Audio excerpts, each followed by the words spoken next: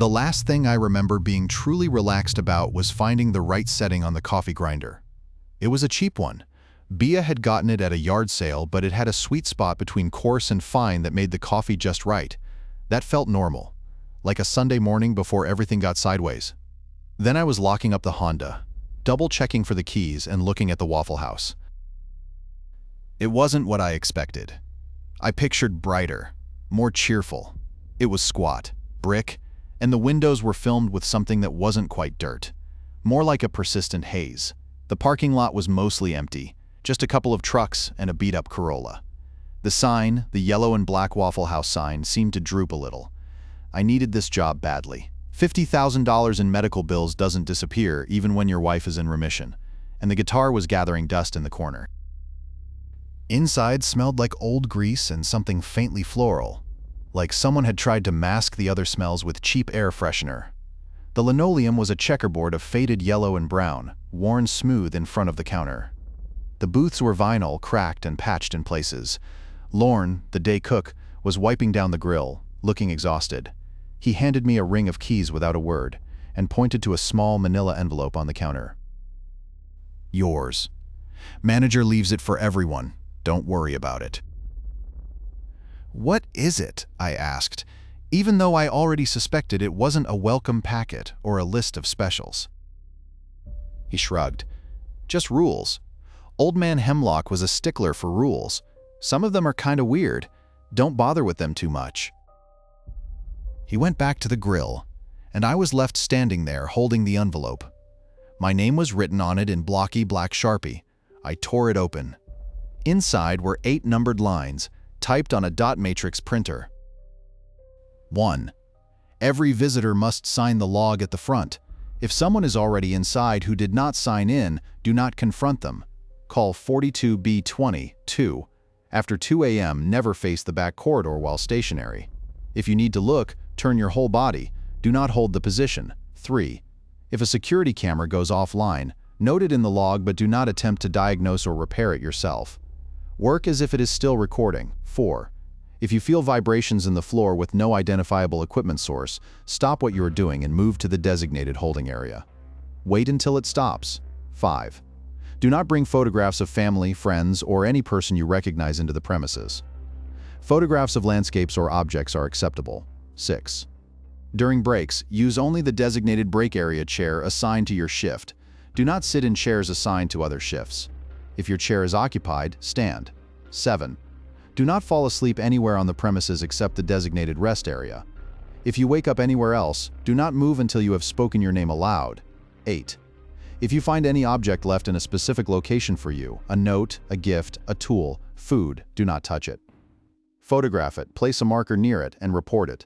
Do not read the note. I read through them again, trying to figure out what kind of place I'd walked into. 42B, a holding area, no family photos. It was strange, probably just some quirk of the owner, a way to keep things consistent, or maybe an insurance thing. Lorne said the old man was a stickler. It was probably just a way of making sure people followed procedure. A little over the top, sure, but harmless. I chuckled to myself, imagining Hemlock, a tiny, furious man, enforcing the chair rule with an iron fist. I glanced at the logbook on the counter. It was a spiral-bound notebook, mostly empty. A quick look at the security cameras confirmed all 6 were green.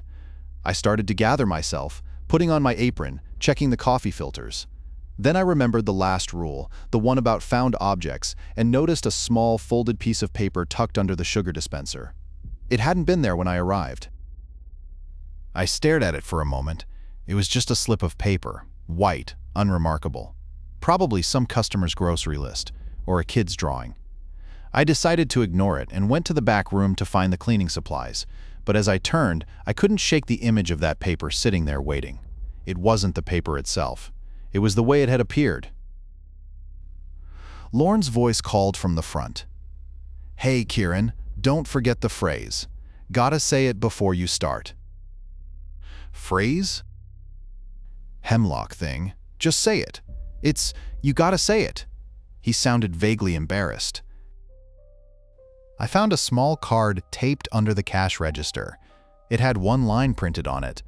The stars align when waffles shine. I felt a prickle at the back of my neck. I didn't like this, but I needed the job. I took a deep breath and, feeling ridiculous, said aloud, "The stars align when waffles shine." The fluorescent lights above me flickered once, then returned to normal. The floral air freshener seemed a little stronger. I started making coffee. The smell didn't quite cover the other smell. It was still there, underlying everything. The grill was hot, spitting a little oil whenever I dropped a waffle batter ladle onto it. It was 3:17 a.m., slow even for a Waffle House on a Tuesday. Mostly truckers passing through, a couple of teenagers who looked like they'd been up for days, an old man Lyle who came in every night for a pecan waffle and a bottomless cup of coffee. He mostly just sat in a booth, reading the newspaper and occasionally muttering to himself. I liked Lyle. He didn't ask a lot of questions. I was focused on getting the waffle iron up to temperature, scraping off the bits of burnt batter. It was a rhythm I was starting to fall into. This work, not a good rhythm, exactly. Just a rhythm, something to fill the hours.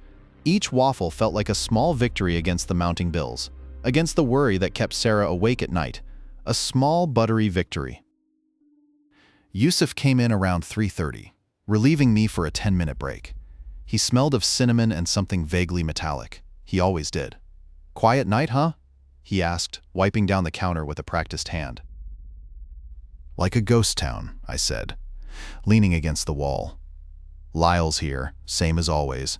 A couple of kids, a trucker. That's it." Yusuf nodded. "Good. Less mess." He paused, then glanced at the guest log on the counter. "You get everyone to sign in?" "Yeah, of course." I remembered the phrase. "The stars align when waffles shine." It felt like a lifetime ago I'd said it. Even though it was barely an hour, it still felt wrong. But I'd said it. I'd followed the rule. Yusuf gave me a curt nod and went back to work. I finished my coffee, stretched my back, and returned to the grill. It was getting busy, suddenly. Another trucker, a woman with bright pink hair, and a man in a worn leather jacket walked in. I started taking orders, flipping waffles, pouring coffee. It was a blur of plates and requests. After the rush died down, I took a moment to breathe and glance at the guest log again, just to be sure. There were 7 signatures. Lyle, the 2 teenagers, the first trucker, the pink-haired woman, the man in the leather jacket, and a faded signature from earlier in the night, barely legible. But I'd counted 6 people coming in during my shift, and I remembered each one. My stomach did a slow roll. It wasn't a sharp pain, more like a heavy weight settling. I recounted the people in the diner.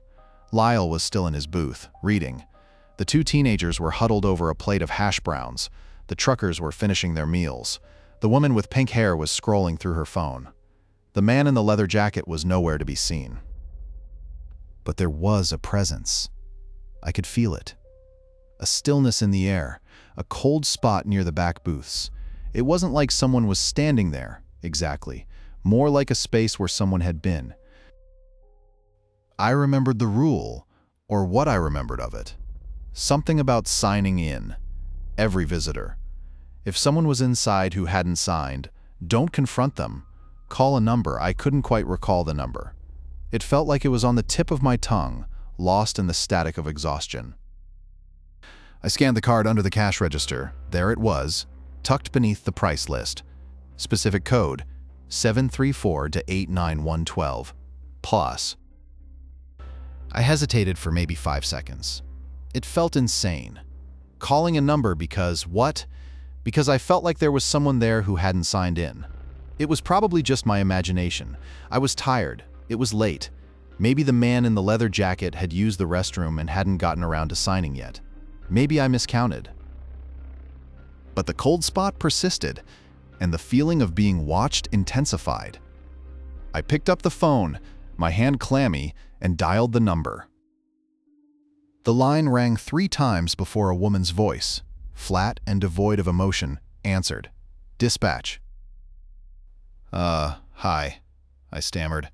I think there's someone here who didn't sign the log." "Location?" "Waffle House, Highway 17. Acknowledged, the line went dead. I lowered the phone, my ears ringing. The diner felt colder now, the air thick with a silence that wasn't just the absence of sound. Lyle hadn't moved, the teenagers were still eating, the truckers were gone, and the spot near the back booths, it was still there, but it felt different, more defined. I couldn't explain it. It was like looking at a heat shimmer on asphalt, something almost visible, almost tangible, but ultimately just a distortion of the air, and I had a sudden, sickening certainty that whatever it wasn't going to leave. Not because of the phone call, not because I'd followed the rule. It was just waiting. The overnight crowd had thinned to nothing. Just Lyle still nursing a coffee at the counter, and a couple of truckers huddled in a booth, mostly quiet. It was 3:17 a.m. I was wiping down the syrup dispensers, one of those tasks that felt both essential and utterly pointless at this hour. The sticky residue always surprised me, even after years of doing this. It wasn't just sugar. It was like a film of regret settling on everything. I moved down the counter, systematically cleaning. The chrome gleamed under the fluorescent lights, a pathetic attempt at cheerfulness. I checked the coffee levels, topped them off. The machine gurgled and sputtered, a comforting sound in the quiet. Bia was supposed to come in at 6, and I was already dreading the handover. She always found something to complain about, even when everything was spotless. I paused, glancing at the north wall. It was just a wall, pale green chipped paint, a faded Waffle House logo.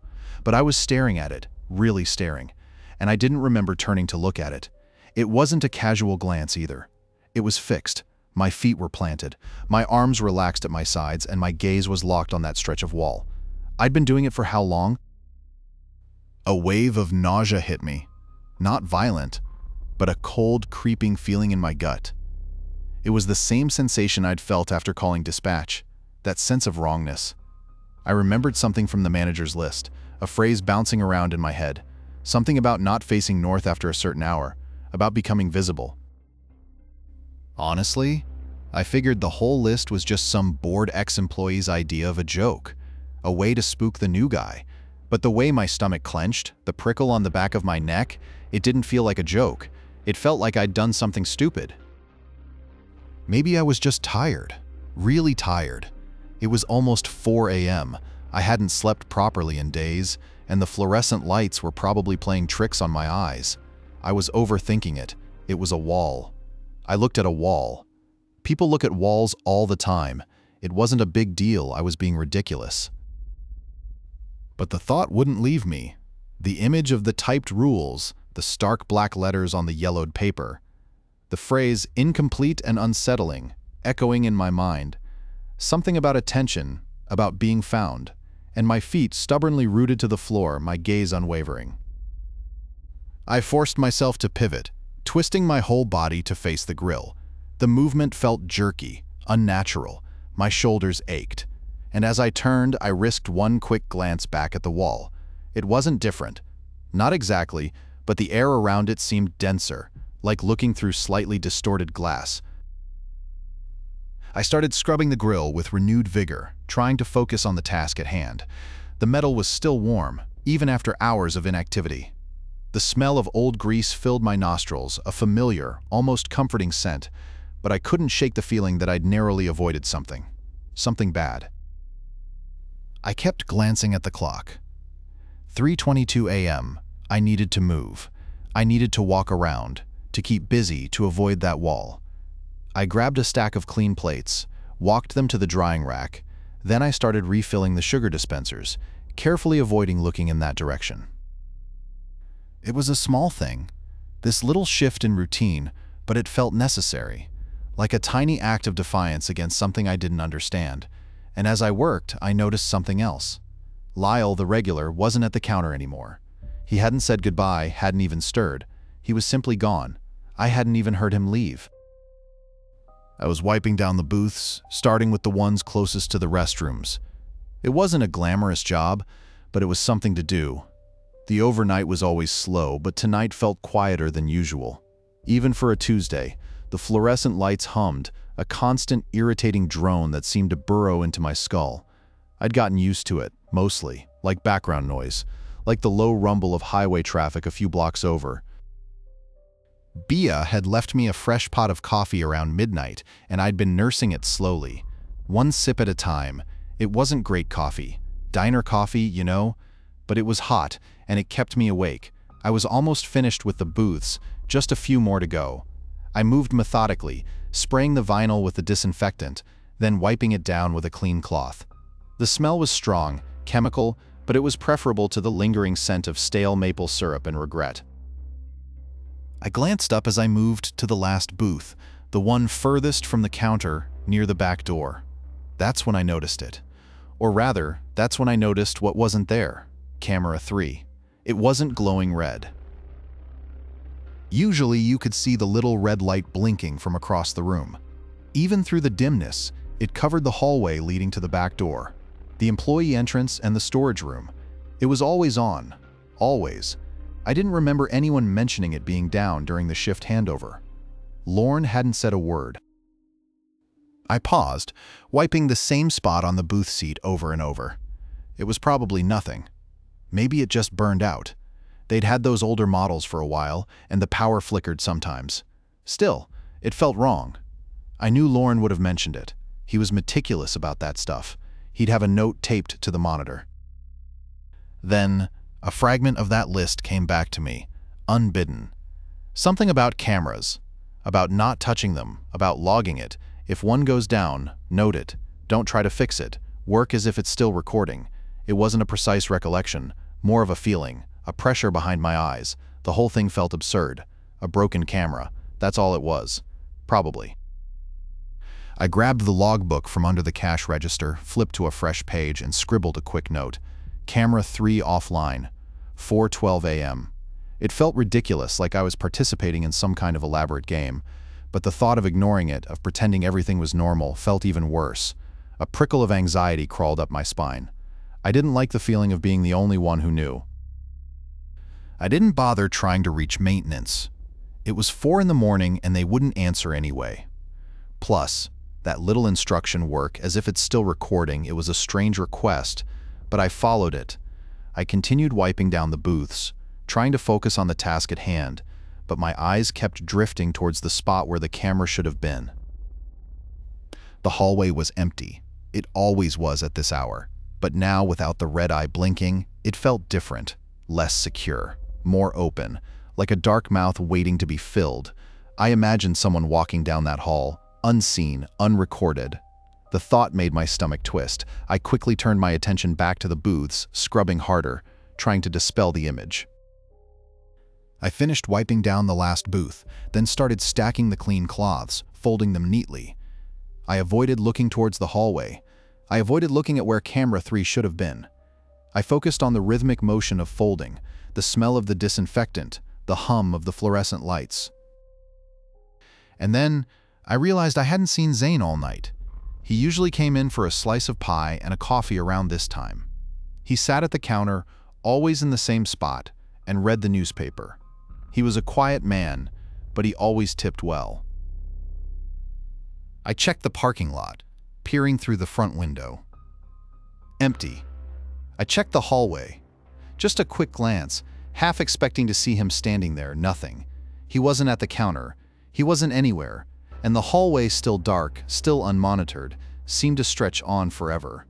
I didn't go to look for him. I was refilling the sugar caddies, moving down the counter, one by one. The little pink packets, the white granules, the yellow sweet and low. It was a mindless task, but it kept my hands busy. It kept me from staring at the empty space where camera 3 used to be. I was almost done, just a few more tables to go, when I felt it. A tremor. Not a big one, barely noticeable, like a truck rumbling by on the highway, except there wasn't a highway nearby, and the sound hadn't come yet. It was just a vibration. In the floor beneath my feet, I paused, hand hovering over a sugar caddy. Probably just the ice machine kicking on. That thing vibrated everything when it cycled, but the ice machine was on the other side of the kitchen, and this felt different, lower, deeper. I glanced toward the kitchen. Nothing. Old man Hemmings, the dishwasher, was whistling, oblivious, stacking plates. The ice machine was running, a steady, familiar drone. It shouldn't have been enough to travel all the way through the building. I finished filling the sugar caddy, trying to convince myself it was my imagination. I hadn't slept well in days. The stress was getting to me. The mortgage, the bills, Bea's appointments. But then it came again. Stronger this time. A definite tremor. It ran up my legs, a subtle buzzing sensation. It wasn't the ice machine, and it wasn't like a truck. It felt internal, like the building itself was breathing or shuddering. It was unsettling. That's for sure. I'd felt minor tremors before, living in Oklahoma, but this wasn't the same. Those had a rolling quality, a buildup. This was instant, a sudden pulse. That's when it hit me. That feeling, that pressure behind my eyes, the one that always came with things being off. It was faint, but it was there, a whisper of something I couldn't quite grasp, and a fragmented thought, something about the floor, about not being near machinery when it happened, about a safe place. I didn't remember where I'd read it. It wasn't a clear instruction, more like a half-remembered warning. I'd been heading towards the mop sink to grab a fresh rag, and I stopped. The mop sink was against the back wall near the walk-in freezer. I pivoted, almost without thinking, and started towards the office, the holding area. That's what they called it in the manual. A small, windowless room with a steel door and a single metal chair. I remembered thinking it looked like a panic room when I first saw it. I was halfway there when I almost walked into Lorne. He was carrying a stack of boxes, his face pale. He stopped dead when he saw me, nearly dropping everything. "Kieran, what are you doing?" I hesitated, just felt something, a vibration. Lorne frowned, glancing at the floor. Vibration? I didn't feel anything. He looked genuinely concerned. "You all right?" Yeah, I'm fine." I started to explain, to say it was probably nothing, but the vibration came again, sharper this time. It rattled the sugar shakers on the counter, and I remembered something else, a vague impression of needing to stop. Stop what you're doing. It wasn't connected to a specific task, just stop. "I just need to check something in the office," I said, pushing past him. "Be right back." Lorne called after me. "You sure you're okay? You look a little green." I didn't answer. I hurried into the office and slammed the steel door shut behind me. The vibration was still there, persistent, growing stronger. I sat down on the cold metal chair, my back against the wall. I started counting. 1, 2, 3. Each second felt like an eternity. The vibration continued, a low thrumming that resonated in my teeth. 10, 11, 12. It felt like it would never stop. I closed my eyes, focusing on my breathing, trying to calm my racing pulse. Then, just as suddenly as it started, it ceased. Silence. Absolute, unsettling silence. I sat there for another 30 seconds, just to be sure. Then another minute. Nothing. I stood up, my legs feeling shaky. I opened the door and stepped back into the diner. Lorne was still there, watching me with a worried expression. "Everything all right?" he asked. "Yeah," I said, my voice sounding strangely distant. "Just a weird vibration. It's gone now." He shook his head. "I still don't feel a thing." He paused. "You know, this is the second strange thing tonight. Camera 3 went down. And now this? You're sure you're okay, Kieran?" I nodded, forcing a smile. "Just tired, I think." But I wasn't tired. I was changed before. It was just a broken camera, an odd rule in a dusty manual. Now, it was something else, something real, something that made the floor beneath my feet feel less solid. And I knew, with a certainty that chilled me to the bone, that whatever had caused that vibration hadn't gone away. It was just waiting, and I had a feeling I wasn't going to be able to ignore it next time. I glanced at the logbook, still open on the counter. I needed to add to the entry. Vibration felt throughout the building. 4:47 a.m., moved to holding area. Duration, 1 minute, 58 seconds. I added a single, shaky line underneath. No identifiable source. The grill was a mess, as usual. Saturday night leftovers clinging to the metal like stubborn barnacles. I was scraping at a particularly blackened patch of egg when Lorne came back in from the parking lot, carrying a fresh case of coffee filters. He grunted as he set it down, the cardboard flexing under the weight. "Quiet out there," he said, already ripping open the box. "Too quiet." I didn't reply. Too quiet was good. Too quiet meant less trouble. Fewer customers demanding endless refills and perfectly cooked hash browns. It meant I could maybe get through the next few hours without a full-blown meltdown. My shoulder ached from leaning over the grill all night, and I hadn't had a decent night's sleep in. Well, I'd lost track. I finished scraping the grill and started wiping it down with the degreaser. The smell was harsh, chemical, but it cut through the grease better than anything else. It reminded me of the garage at my uncle's farm, filled with old tools and the scent of motor oil.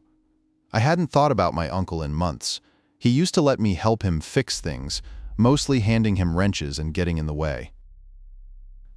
Lorne was stacking the filters now, arranging them with a precision that seemed out of place in a Waffle House. He always kept things neat, everything in its place. It was probably a coping mechanism, a way to exert some control over the chaos. I envied him that. Sometimes. I glanced at the clock. 2:17 a.m. Still a long way to go. I pulled out my phone to check for messages. Nothing. Just a reminder about a doctor's appointment for Sarah next week. Another expense, another thing to worry about. My wallpaper was a picture of her and Lily, taken last summer at the beach. Lily, all 6 years old, building a sandcastle that was already collapsing under the waves. Sarah's smile, genuine and bright, before everything, before the bills started piling up, before the exhaustion set in. That's when I remembered. The manual. The thing old man Hemlock had practically shoved at me on my first night. I hadn't given it much thought after wrestling with the rules about the logbook and the camera, but it had been tucked away in the back of my mind, a vague sense of unease, something about photographs. I scrolled through the memory, trying to recall the exact wording. It wasn't a clear sentence, more of a feeling. A warning, something about not bringing pictures of people into the building. Landscapes were okay, objects too, but faces were a problem. It felt ridiculous even thinking about it. Superstitious nonsense. Old Hemlock was probably just a crank. But the vibration from the other night, the camera going down, the logbook discrepancies, they weren't exactly rational either, and I hadn't dismissed those as superstition. I stared at the picture on my phone screen. Lily's face, framed by Sarah's loving gaze. My throat tightened. I couldn't just get rid of it. It was the only recent picture I had of them together. But the rule, as hazy as it was, felt insistent, like a pressure in my chest. It was absurd, of course, a silly rule in a stupid manual. But what if? I quickly opened my phone's settings and scrolled through the wallpaper options. A default gradient of blue and gray. Bland. Lifeless. I selected it and pressed apply. The vibrant image of my family vanished, replaced by a sterile wash of color. It felt like a small betrayal, like I was erasing a part of them. I glanced up. Lorne was watching me, a curious expression on his face. "Everything okay, Kieran?" he asked. "Yeah, fine," I mumbled, quickly shoving my phone back into my pocket. "Just changing my wallpaper." He shrugged and went back to stacking the coffee filters. I tried to focus on cleaning the grill, but my mind was elsewhere. I kept picturing Lily's face, her small hands covered in sand. I needed to call Sarah just to hear her voice, to make sure she was okay, to tell her I was thinking about her. I reached for my phone, then hesitated. The rule, it hadn't said anything about using the phone, but it felt connected. Like that picture had been a conduit, and now I'd severed it. But what if calling her created another one? What if the connection wasn't through the image itself, but through my thoughts, my intentions? I stood there for a moment, my hand hovering over the phone. I needed to know if she'd gotten the test results back. They were supposed to call today. I needed to know if everything was all right. But I couldn't. I clenched my jaw and slowly lowered my hand. I couldn't risk it. I couldn't risk making things worse. I turned back to the grill, scrubbing at a stubborn stain with renewed vigor. The metallic tang of the degreaser filled my nostrils. I scrubbed and scrubbed until my arms ached and my knuckles were white.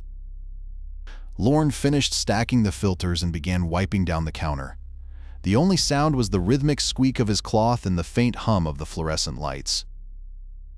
I hadn't spoken to Sarah in almost 3 hours, and I wouldn't be able to until my shift was over, until I'd spent the entire night surrounded by this place.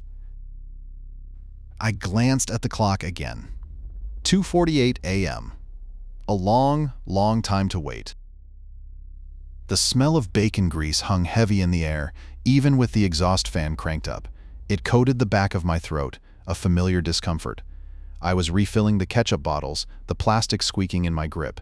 It was 4 a.m., and the diner was predictably empty. Just me and Lorne and the hiss of the grill. He was meticulously cleaning the syrup dispenser, a task he seemed to relish. I finished with the ketchup and moved on to the salt shakers. Each one needed a good shake. The crystals clumped from the humidity. It was mindless work, but it kept my hands busy. It kept my mind from drifting too far. I hadn't heard anything from Sarah.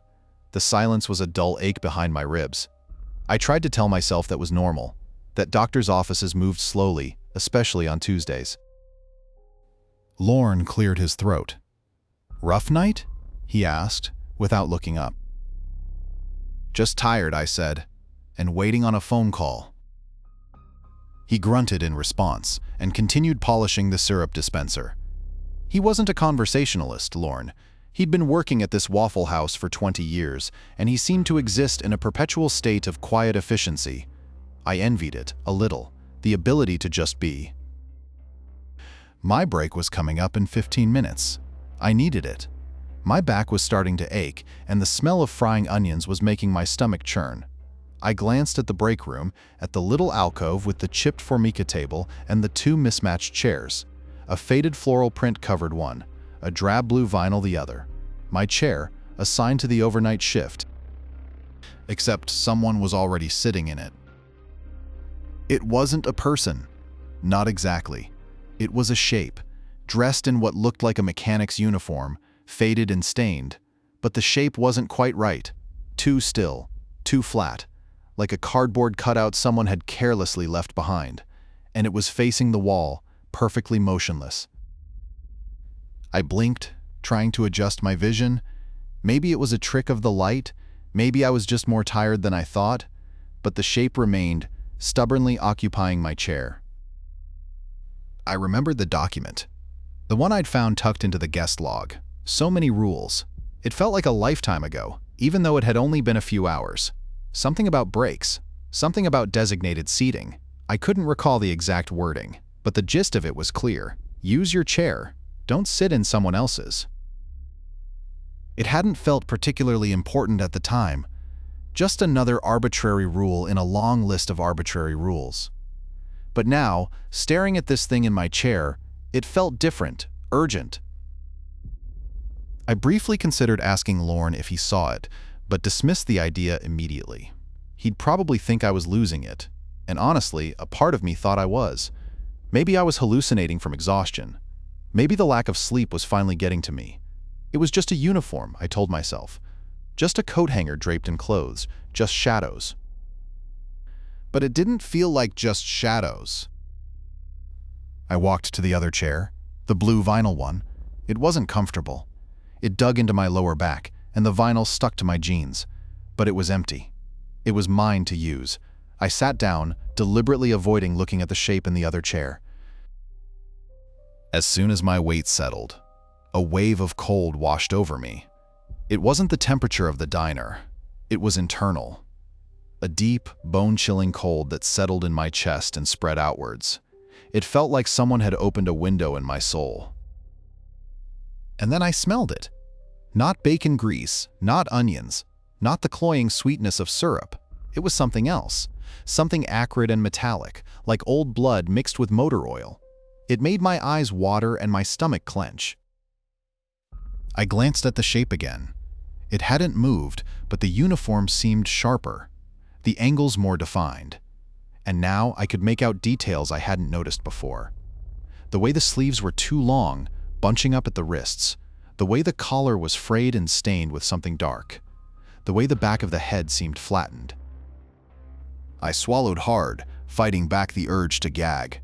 It wasn't a coat hanger, it wasn't shadows, and it definitely wasn't human. I sat there frozen for the rest of my break. The smell lingered, growing stronger with each passing minute. The cold intensified, seeping into my bones. I didn't touch my coffee, I didn't move. I just sat there, staring at the back of that thing and trying not to breathe. When my break finally ended, I stood up slowly, my legs stiff and trembling. The cold didn't dissipate. It clung to me, a second skin. I walked back to the grill, feeling heavier, dirtier.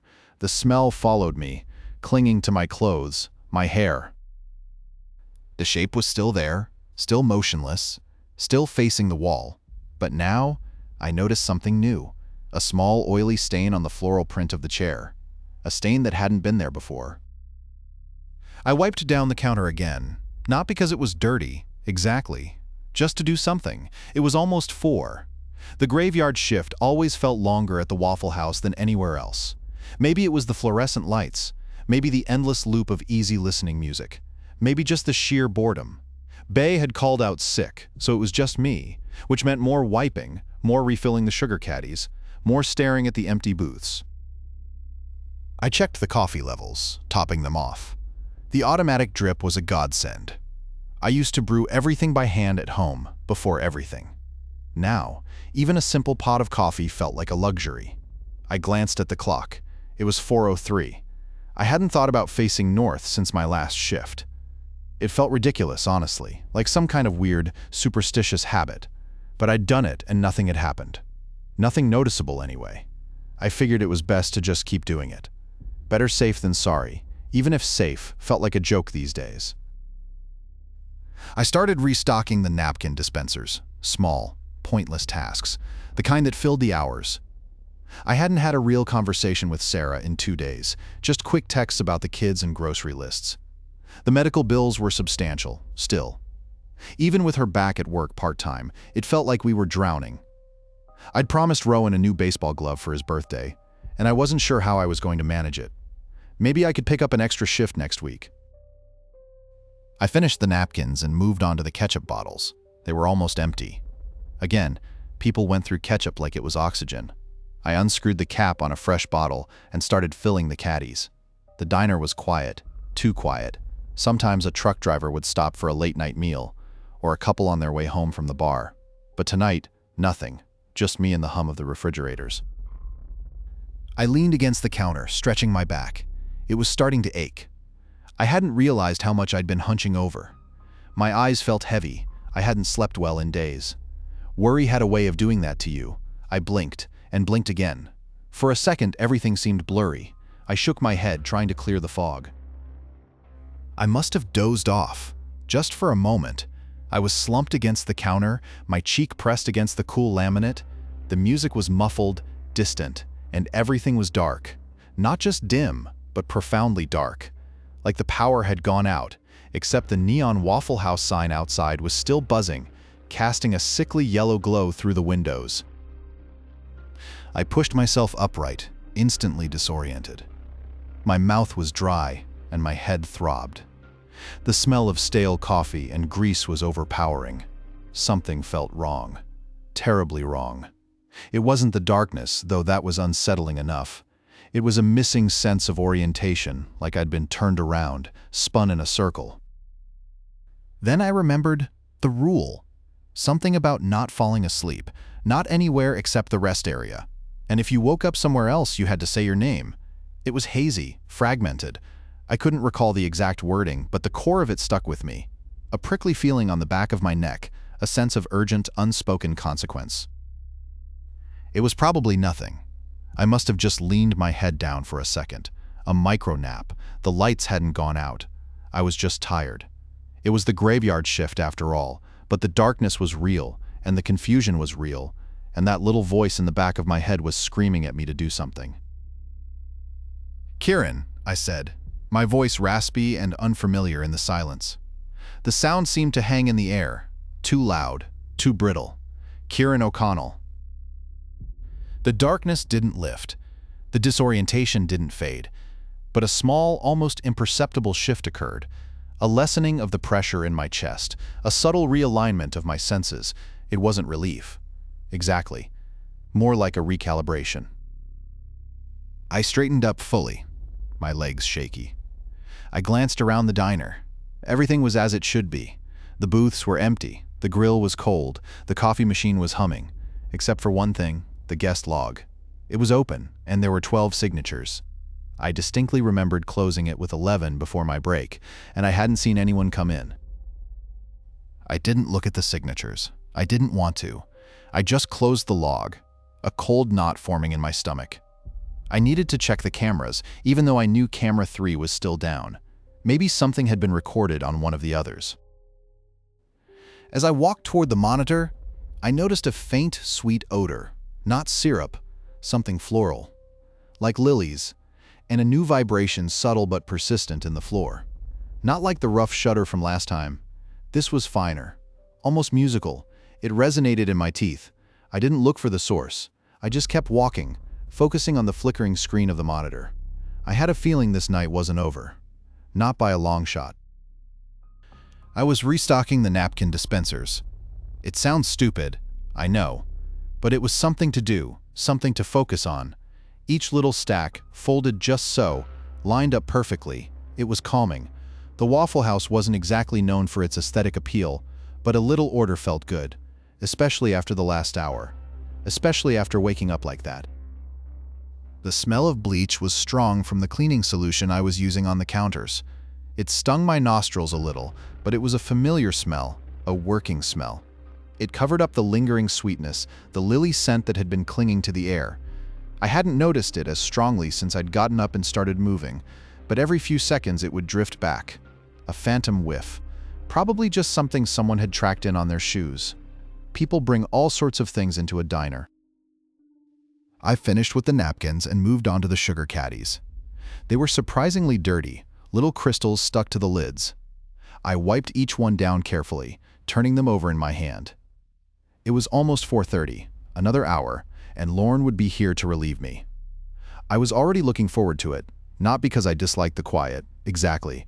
It was just heavy, like the air was thicker than usual. As I reached for the last caddy, I noticed something out of the corner of my eye. By my locker. Something small. I turned and squinted. It was a guitar pick, a tortoiseshell pick. My stomach dropped. It wasn't just a guitar pick. It was my guitar pick. The one I'd lost almost a year ago. The one I'd gotten from my grandfather. The one with a tiny chip on the side. A chip I remembered feeling with my thumb every time I played.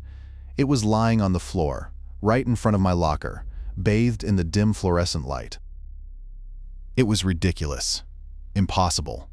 I hadn't played in months, not since, well, since everything with my wife Sarah started, and I definitely hadn't brought that pick with me to work. I hadn't even thought about it in ages, probably just a coincidence. Someone else had a similar pick. Someone who worked here before me, maybe, or a customer who'd lost it and it somehow ended up there. There were a million perfectly reasonable explanations. Still, a coldness started to creep up my spine. Then I remembered something. A feeling, a fragment of a rule that surfaced unbidden. Something about things left for you. An object. Don't touch it. Photograph it. Report it. The memory was blurry, fragmented. I couldn't grasp the details, but the core message resonated with a terrifying clarity. It was tied to the guest log somehow, to the feeling of being watched. I didn't analyze it. Didn't try to rationalize it further. I just reacted. It was faster than thought. My phone was in my pocket, and I pulled it out, hands slick with a sudden cold sweat. I activated the camera and, keeping my fingers as far away from the pick as possible, I took 3 pictures. The flash bounced off the linoleum floor, momentarily blinding me.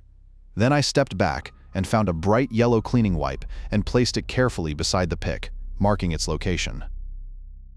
A wave of nausea rolled over me. So intense I had to brace myself against the counter. My vision swam. I tasted metal in the back of my throat. It wasn't a sharp, coppery taste, more like the dull ache of old blood. I wanted to be sick. I needed to get out of here. I didn't go to Lorne. I didn't call Sarah. I didn't even think about it.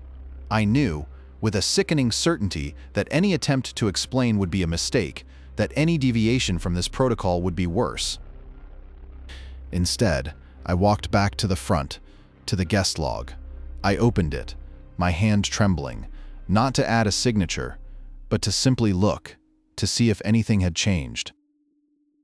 It hadn't. Still 12 signatures, still more than there should be.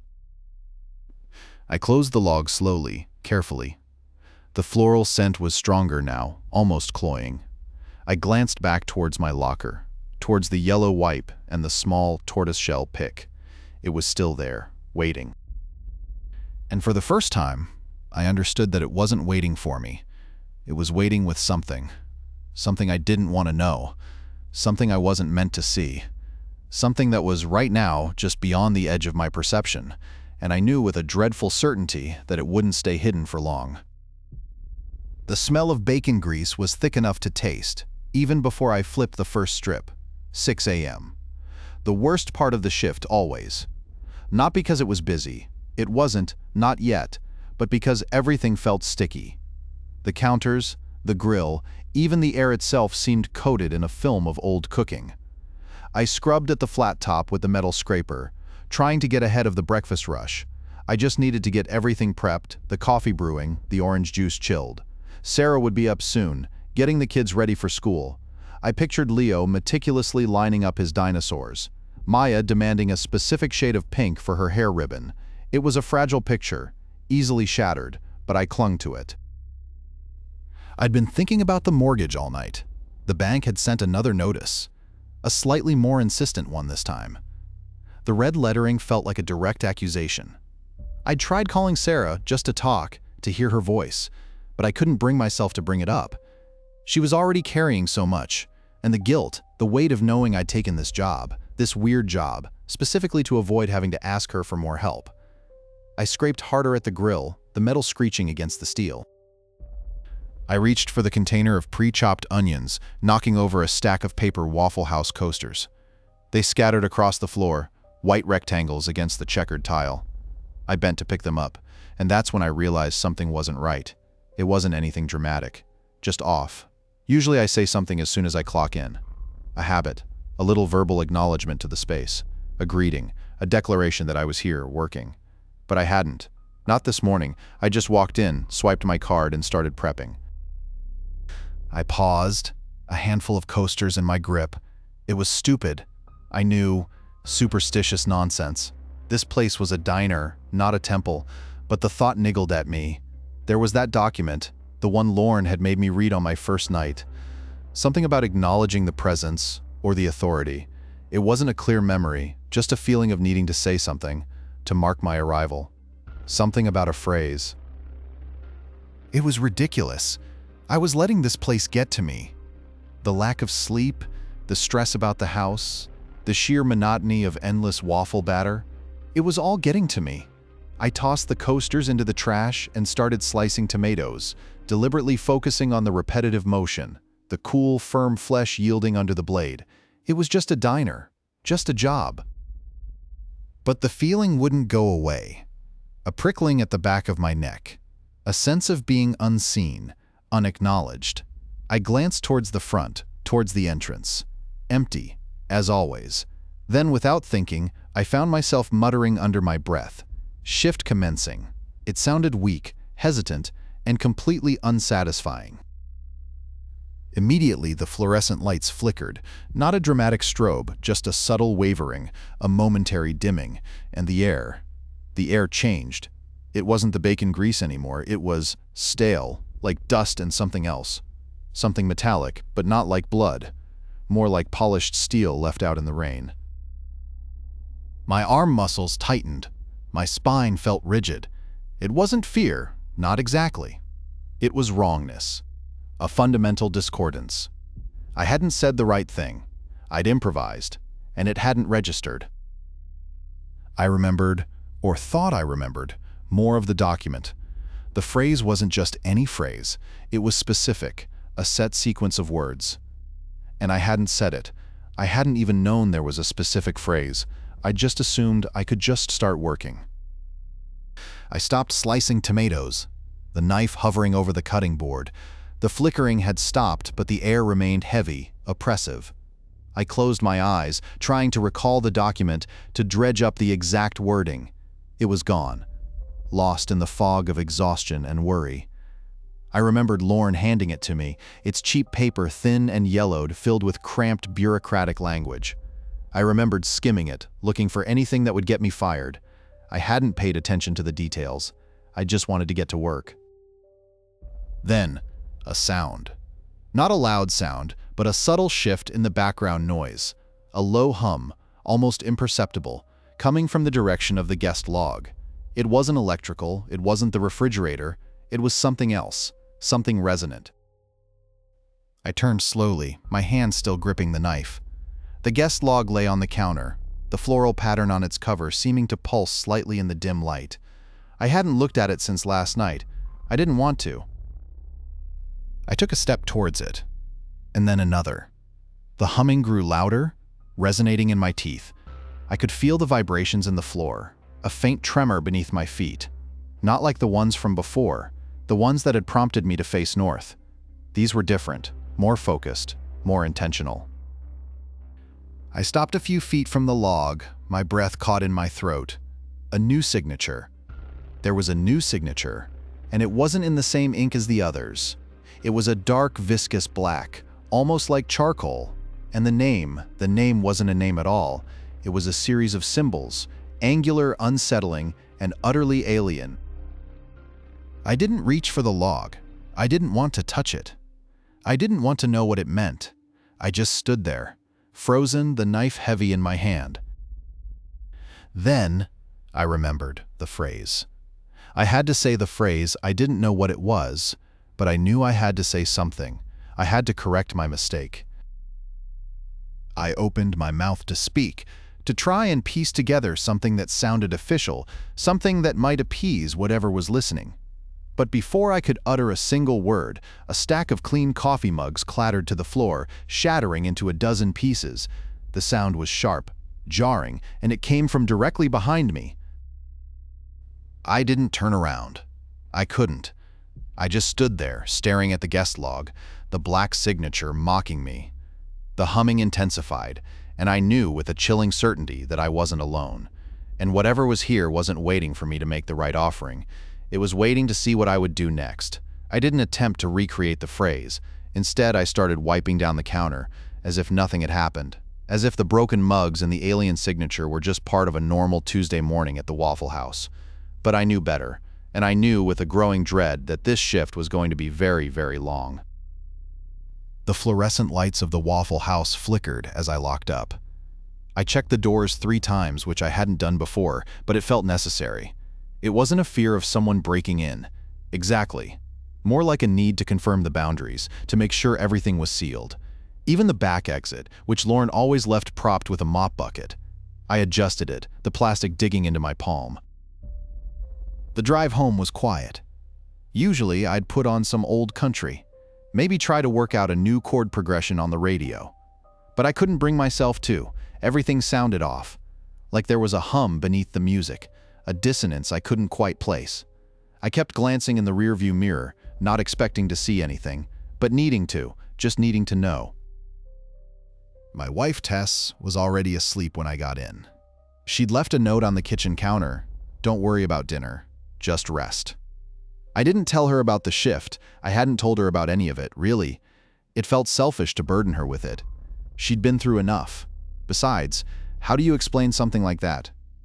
Hey honey, I spent all night facing north and avoiding a guest log. It would sound insane. I showered, scrubbing my skin until it was raw. Not to get clean, not really. It was more like trying to erase a feeling, a residue I couldn't identify. I kept replaying the shapes in my head, the symbols from the guest log. It was stupid, I told myself. Just stress, lack of sleep, the exhaustion of worrying about the mortgage. That's all it was. But even as I thought it, I knew it wasn't. The symbols weren't just burned into my memory. They felt lodged somewhere deeper.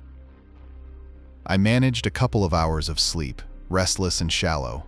When I woke up, the first thing I did was check the front door. Again, just to make sure it was locked. Then I checked it again, and again. Old habits, I guess, just being cautious. Work was normal. As normal as it gets when you've spent a night staring down the barrel of something you can't name. I told my manager, Lyle, I needed to switch to daytime shifts. He complained about being short-staffed, but he agreed. Said I looked like I'd seen a ghost. I laughed it off, said it was just the graveyard shift getting to me. I haven't gone back to the Waffle House since. It's been almost 3 months. I found a job at a hardware store, stocking shelves. It's less pay, but the silence is different, cleaner. I'm still worried about the mortgage, about Tess, about everything, but the feeling of being watched has faded, mostly. I've started playing the guitar again. Little bits and pieces when Tess is at work. The songs are different now, though. More minor chords, more empty spaces. They aren't sad songs.